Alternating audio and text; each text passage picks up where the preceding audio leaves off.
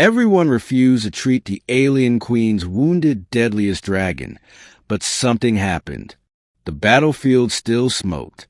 Ash and wreckage littered the plains outside Varkale's citadel, where the alien queen's forces had clashed with invaders from the rim worlds.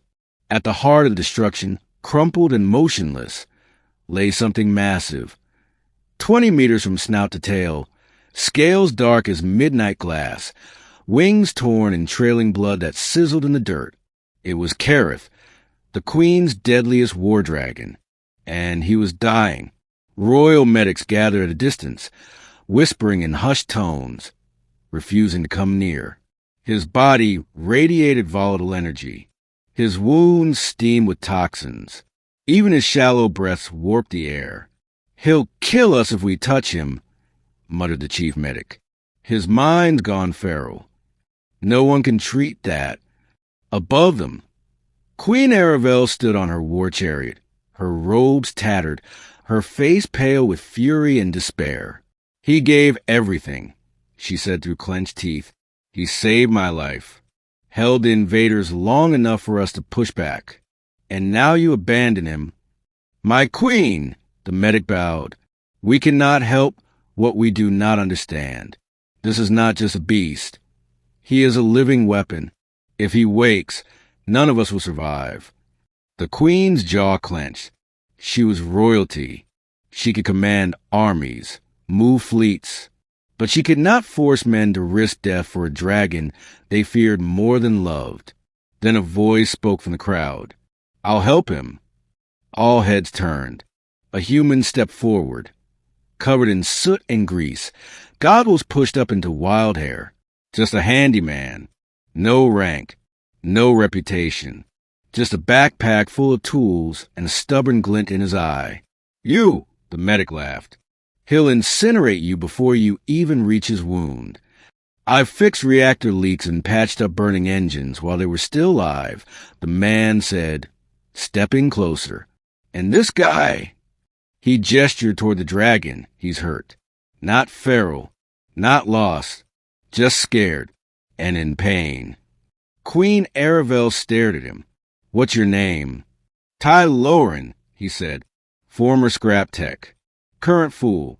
She descended from the chariot, her eyes never leaving his. "If you do this," she said softly, "you have the protection of the crown. But no one will follow you in." Ty shrugged. Wasn't counting on backup anyway. The heat near Kareth was almost unbearable. Each breath from the beast crackled with residual flame. His scales hissed, oozing ichor between cracked ridges. One of his wings had been shredded by plasma rounds. The other was pinned beneath debris. Ty crouched slowly, pulling tools from his bag. "I know you can hear me," he said to the dragon. "You're not gone. You're just drowning in the pain." Kareth didn't move. Ty unzipped a pouch and pulled out a small injector of coolant serum.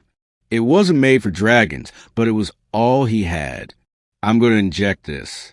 It'll bring your core temperature down. Maybe stop your blood from boiling through your skin."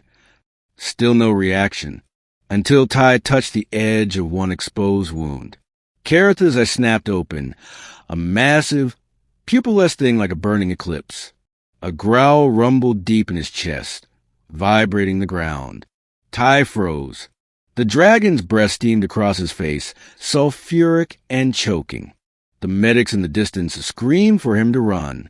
But Ty didn't move. Instead, he laid a hand, gently, against the dragon's jaw. "You've already lost enough blood," he said, voice shaking. "Please, let me help." A long moment passed. Then the growl stopped. Kareth's head slumped back into the earth. He allowed it.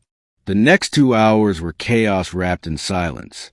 Ty cleaned the wounds, siphoned out infected plasma, and stitched ruptured membranes using synthread and repurposed drone clamps. He splinted the broken wing with metal piping from a fallen walker. He even applied a heat sink to the dragon's scorched chest, rerouting the volatile energy into the ground. And all the while, Kareth breathed, shallow then deeper, and deeper. At one point, the dragon opened his eye again, less fire this time, more fatigued. "You're doing good," Ty muttered, drenched in sweat. "Just hold on." By nightfall, Ty collapsed beside the dragon's head. He was spent, but Kareth was breathing clean, steady. The bleeding had stopped. The swelling in his chest had shrunk. From the ridge, the royal medics watched in disbelief. Some crossed themselves. Others whispered. The queen descended once more. Kareth stirred as she approached, his massive head rising weakly. "My heart," she whispered, placing a hand on his scaled cheek. "You came back to me." Kareth leaned into her touch. Then, slowly, unbelievably, he turned to Ty and let out a soft, reverberating chuff. It was not a threat. It was gratitude. The next day, something stranger happened. The queen called for Ty before the court of generals and nobles. "You saved the deadliest dragon in our history," she said before the crowd. "And you did it not with power, but with compassion and grit. You saw him not as a monster, but as someone worth saving." Ty shifted nervously. "I just didn't want him to die." "Then let it be known," she said, raising her voice, "that from this day forward, Ty Loren is royal keeper of the flame, protector of Kareth, and friend to the throne." A stunned silence. Then Kareth himself landed behind the queen's platform, healed enough to fly, tail curled protectively around the entire gathering. No one objected, because the dragon stood behind him. From then on, Kareth followed Ty like a shadow, lethal and loyal. And whenever a new healer or soldier hesitated near the beast, all Ty had to do was walk up, rest a hand on the dragon's scales, and say, "He's not a weapon, he's a soul." And they believed,